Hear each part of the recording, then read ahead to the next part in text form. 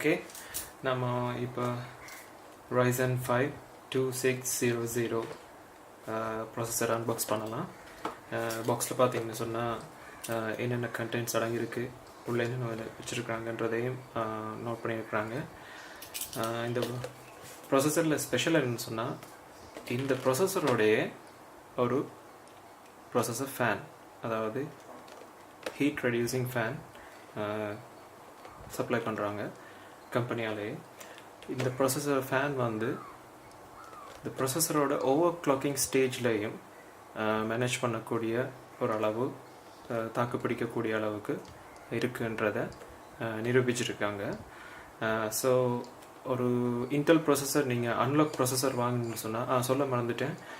இந்த ப்ராசஸர் வந்து unlocked version, அதாவது நீங்கள் ஓவர் கிளாக் பண்ணக்கூடிய வெர்ஷன் தான். எந்த ஒரு Ryzen ப்ராசஸரும் நீங்கள் ஓவர் கிளாக் பண்ணலாம். இது மாத்திரம் இல்லை, இதுக்கு முன்னாடி வர Ryzen 3 அண்ட் Ryzen 7 எந்த ப்ராசஸர் எடுத்தீங்கன்னாலும் நீங்கள் அன்லாக் பண்ணிக்கொள்ளலாம். அதாவது அன்லாக் பண்ணது ஓவர் கிளாக் பண்ணிக்கொள்ளலாம். ஓகே, ஸோ நாங்கள் ப்ராசஸரை அன்பாக்ஸ் பண்ணுவோம்.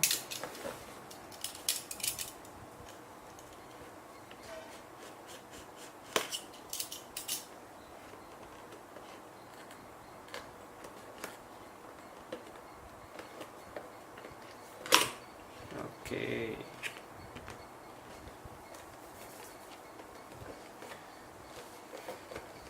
பார்த்தீங்கன்னா கூலர் ஃபேன் எவ்வளோ அழகாக ரெப்ரசன்ட் பண்ணியிருக்கிறாங்க. அண்ட் இதோ இதுதான் ப்ராசஸர். சின்னதாக ஒரு Ryzen 5 sticker and processor.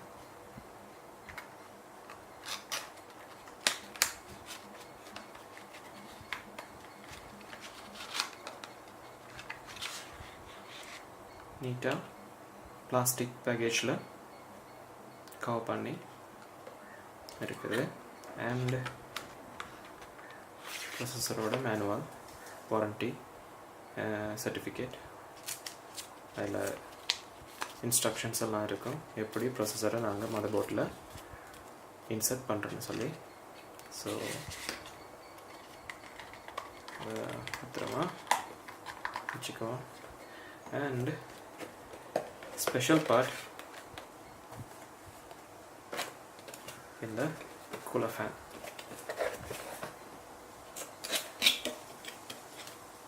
AMD பார்த்தீங்கன்னு சொன்னால் இப்போது ரீசெண்டாக ஃபேமஸ் ஆகி வர கம்பெனி. ஸோ இன்டெலை பீட் பண்ணுறதுக்காக வேண்டியே அவங்க இந்த மாதிரியான மார்க்கெட்டிங் ஸ்ட்ராட்டஜி பாவிக்கிறாங்கன்னு சொல்லி அநேகமானவர் கருத்து சொல்கிறாங்க. இந்த கூலர் ஃபேனில் பார்த்தீங்கன்னு சொன்னால்